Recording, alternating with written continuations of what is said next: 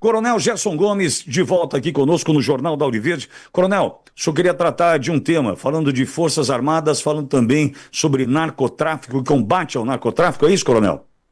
Exato. Então, agora eu queria fazer uma conexão dessa provocação que o Borgo me fez. É óbvio que a prisão do presidente Bolsonaro deveria seguir o Estatuto dos Militares, ele deveria, se realmente fosse preso, o que já é uma excrescência, dentro desse julgamento farsesco, o mínimo seria que ele cumprisse essa prisão numa instalação militar ou estivesse em prisão residencial por causa da sua situação de saúde. Essa ideia de levá-lo à Papuda, ela está dentro de um contexto que nós já tratamos aqui, que explica por que, por exemplo, o Silvinei Vasquez, que era o diretor da Polícia Rodoviária Federal, foi levado também para o complexo da Papuda e lá ficou vários meses, e por coincidência lá também está o Marcola, que foi retirado do Acre, ou de Rondônia, não me lembro, acho que foi de Rondônia, e foi levado para Brasília logo no início do governo Lula.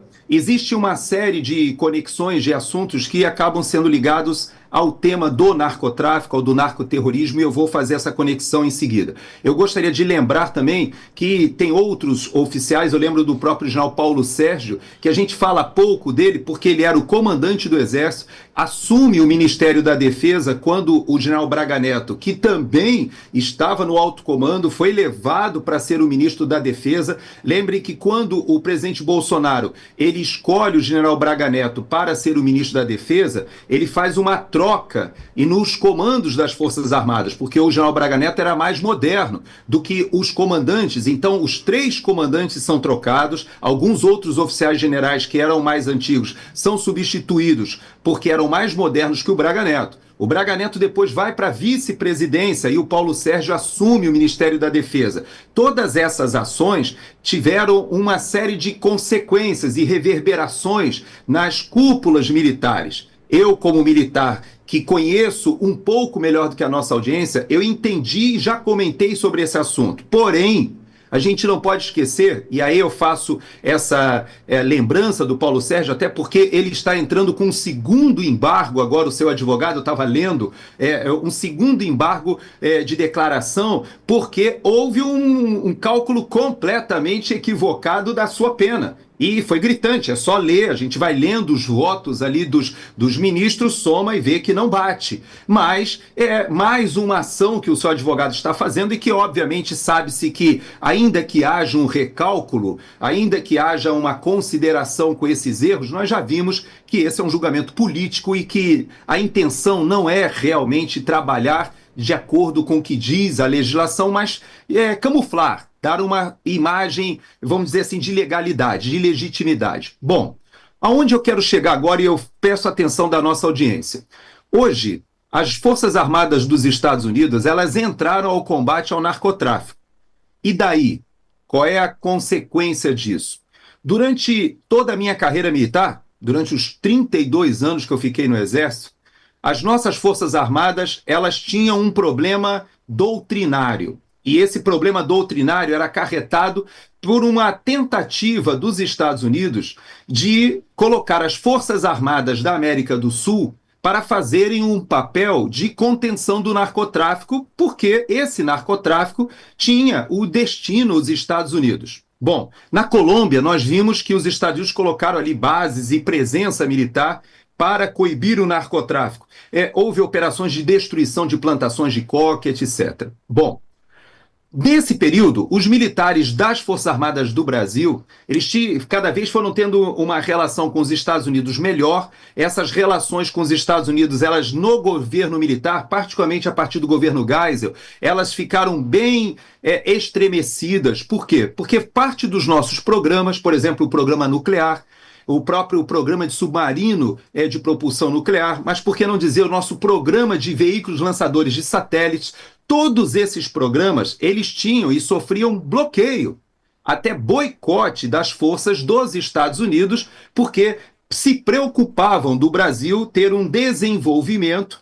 E após a assinatura do próprio Fernando Henrique Cardoso do Tratado de Não Proliferação Nuclear, nós tivemos uma fase de reaproximação com os Estados Unidos e que chegou ao ponto de, no governo Bolsonaro, por exemplo, nós termos a reativação da base de Alcântara, que fez está previsto, não sei se fez ou fará, um lançamento agora de um foguete sul-coreano com satélites sul-coreanos e brasileiros. Essa reativação da base de Alcântara foi feita no governo Bolsonaro, fazendo com que os tratados, ou assinando as garantias de que a base seria utilizada sem perigo de espionagem, e por isso ela foi reativada.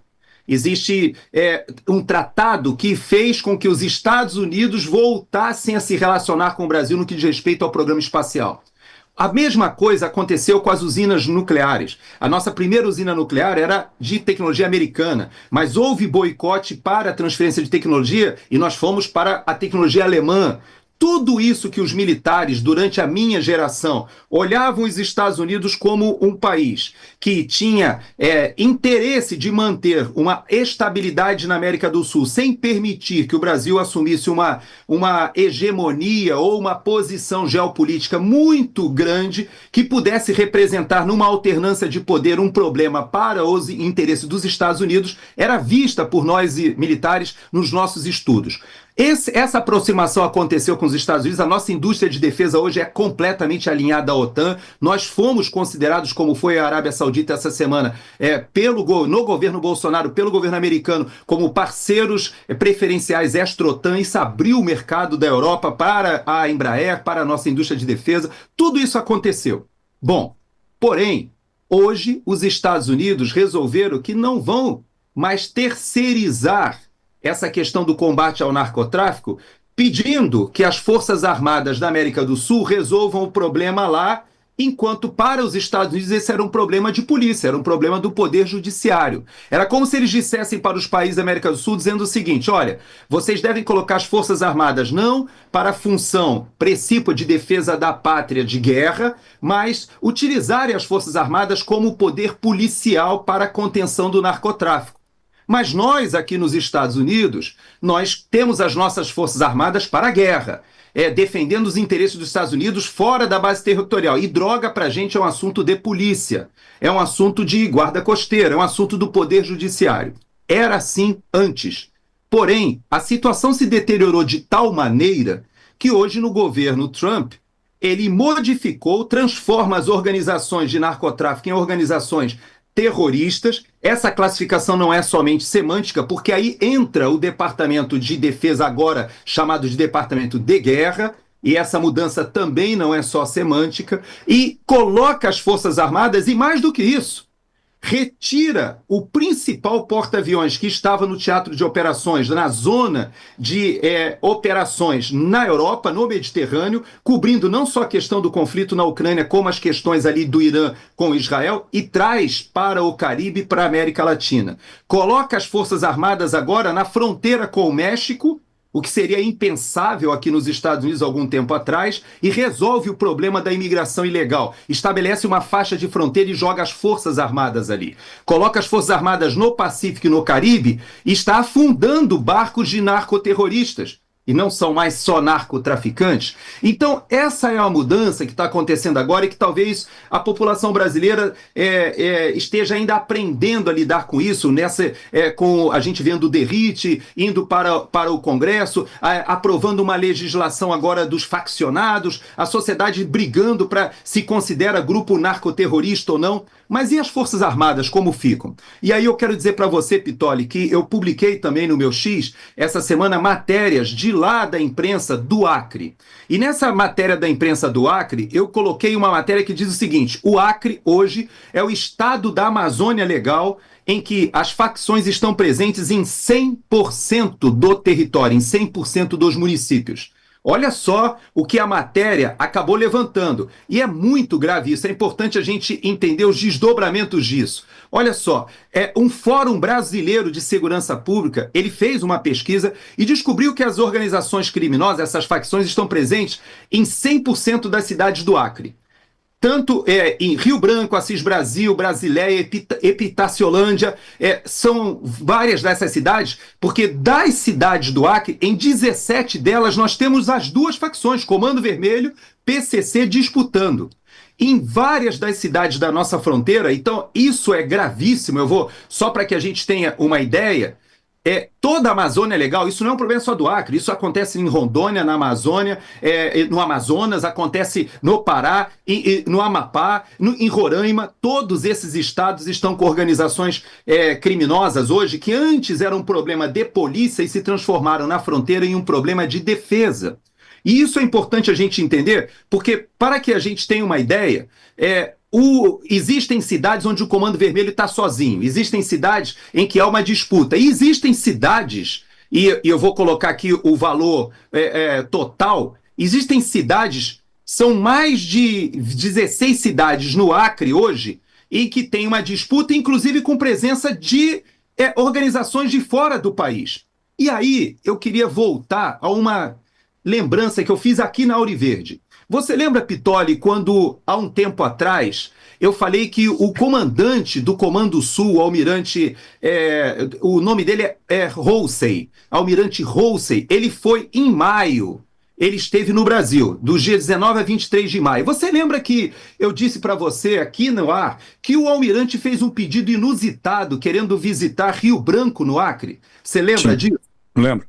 Pois é. Mas você sabia que ele não foi autorizado a ir? Estranho, um almirante, comandante do Comando Sul, querer conhecer o Acre. Pois é, mas você sabia, e eu não vi isso em nenhuma emissora explorando esse fato, que o embaixador do Irã, ele foi a Rio Branco, no Acre, agora no mês de outubro, fez palestras em universidades, se encontrou com o governador, esteve com autoridades locais. E por que o embaixador do Irã resolve ir no mesmo local que o comandante do Comando Sul, que agora está coordenando essas operações militares contra o narcotráfico, resolveu também conhecer Rio Branco, no Acre?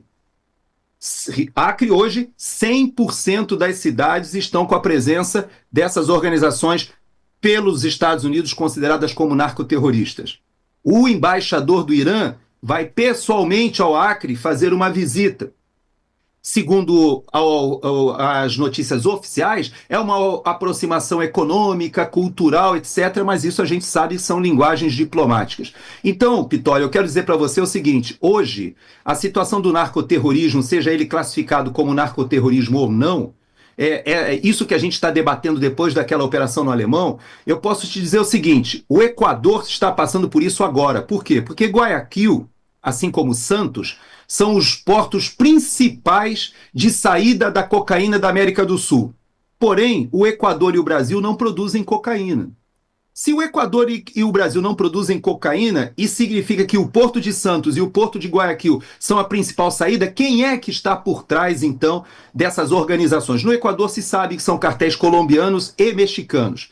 E no Brasil se sabe que o PCC e o Comando Vermelho e outras organizações têm conexões, inclusive com o Hezbollah, que veio do Líbano fugido, que é apoiado coincidentemente pelo Irã e que está presente ali naquela área de tríplice fronteira de Assis Brasil, que faz fronteira com Peru e Bolívia. Entendeu agora que esse assunto que nós vemos do Alexandre de Moraes desmoralizando as Forças Armadas, desmoralizando nossas forças especiais, eu falei aqui e repito, não existe como combater o narcotráfico no Brasil, essa dominação territorial, esse terrorismo, sem as Forças Armadas, não tem como.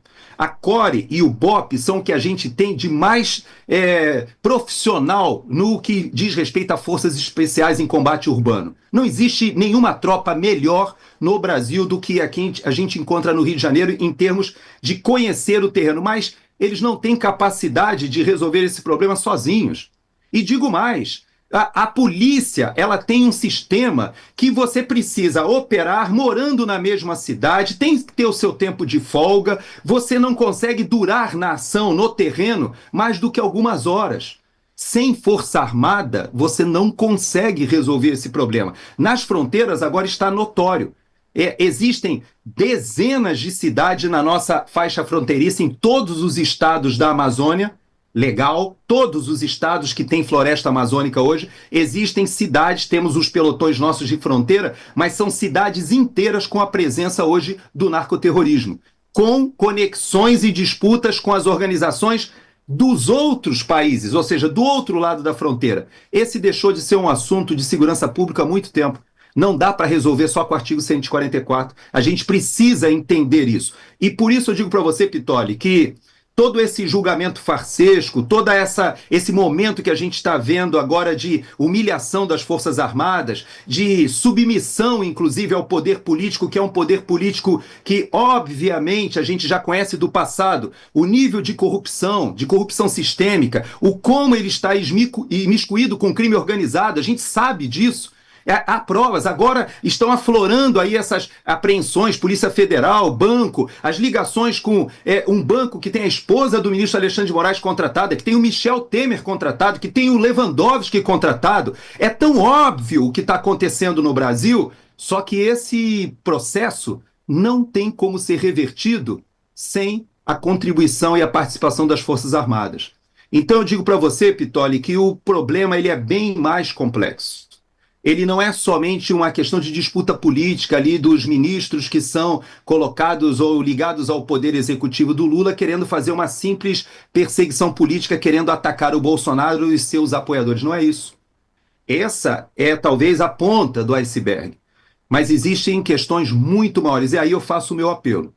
O meu apelo aos colegas que estão ainda fardados no serviço ativo é que se mantenham dentro da legalidade como sempre fizeram. Eu, da Jovem Pan, eu falava que era impossível que as Forças Armadas assumissem o poder discricionário de resolver o imbróglio político que foi criado com aquela eleição do jeito que foi conduzida em 2022. As Forças Armadas, elas não têm esse papel. Assim como aqui nos Estados Unidos, as Forças Armadas no governo Biden, elas foram humilhadas no governo Biden, com aquela saída do Afeganistão, deixou toda a tropa, todo o oficialato completamente indignado, mas estavam submetidos ao poder político. Isso acontece no Brasil também. Mas eu digo para você, como estão submetidos ao poder político, o poder político muda. Ele não é eterno. Mudou no nosso entorno geopolítico na América do Sul e vai mudar no Brasil também. Coisas terão que ser corrigidas. E eu espero, esse é o meu apelo aos companheiros, não se afastem da vida profissional. Não se deixem levar, em momento algum, pela ideia de que as Forças Armadas elas têm uma missão a parte do que é a política, porque a política com P maiúsculo é fundamental ser discernida. A participação, haja vista que o meu curso de maior nível que eu fiz nas Forças Armadas chama-se Política, Estratégia e Alta Administração do Exército, um curso só para coronéis. Dali daquele universo saem os oficiais generais. Então, se o curso se chama Política, Estratégia e Alta Administração, é porque política com P maiúsculo é fundamental. Nós temos a Política Nacional de Defesa, nós temos a Estratégia Nacional de Defesa. Então, nós precisamos entender que esse momento hoje, os Estados Unidos não mais estão empurrando a sua responsabilidade para as Forças Armadas da América do Sul. Não, eles assumiram uma postura completamente diferente. A doutrina está mudando e é importante a gente entender que o papel das Forças Armadas no Brasil também precisa ser repensado. Hoje, segurança pública não consegue conter o narcoterrorismo, seja ele chamado de faccionado, narcotraficante, seja chamado do que for, mas há um narcoterrorismo instalado no Brasil. E isso se conectou com o narcoterrorismo ligado ao Irã, ao Hezbollah, a outros grupos ali na Bolívia, no Peru, na Colômbia. Isso entrou na política, isso foi irrigando o poder político, como a gente viu no Foro de São Paulo, como a gente viu com a Odebrecht e o BNDES e tantas outras empreiteiras, como a gente viu a PDVSA sendo utilizada. Tudo isso que a gente está vivenciando na América do Sul hoje está mudando nesses outros países. Vai mudar no Brasil também. O Brasil de Lula não vai aguentar, porque a onda que está vindo de transformação vai acontecer. A Bolívia pediu ajuda dos Estados Unidos agora para voltar a fazer o combate ao narcotráfico dentro do seu território, o que seria uma excrescência do ponto de vista dos comunistas socialistas. A Bolívia agora, com o novo presidente, diz que quer abandonar o estigma de país produtor de cocaína e narco, e querem novamente ter o desenvolvimento econômico. A Colômbia vai nessa direção no ano que vem, tenha certeza. Também vai se afastar de Gustavo Petro. A Venezuela, Edmundo González vai assumir o poder na Venezuela, queira Lula ou não. Então, eu digo para você, o julgamento é político, os militares estão submetidos a um revanchismo, a um avanço, mas, acima de tudo, a uma instrumentalização do crime organizado, do narcoterrorismo, que usa o poder judiciário, as autoridades, para cumprir os seus desígnios e criar um ambiente favorável aos seus negócios, ao seu trabalho. Então, há muito tempo deixou de ser uma questão de segurança pública. Deixo esse apelo de alerta aos meus companheiros que ainda estão fardados.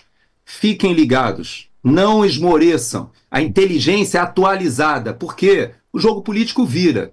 E a nossa missão constitucional, ela é muito mais abrangente do que simplesmente a primeira parte. A primeira parte do Defesa da Pátria também tem a garantia dos poderes constitucionais e também a garantia da lei e da ordem. Está tudo lá. Mas, acima de tudo, a defesa da pátria hoje, como está sendo visto nessa nova página da defesa dos Estados Unidos aqui, a gente tem que entender que vários países já perceberam que narcotráfico hoje não é um assunto de segurança pública e de poder judiciário apenas. O Brasil vai chegar lá, Pitoli.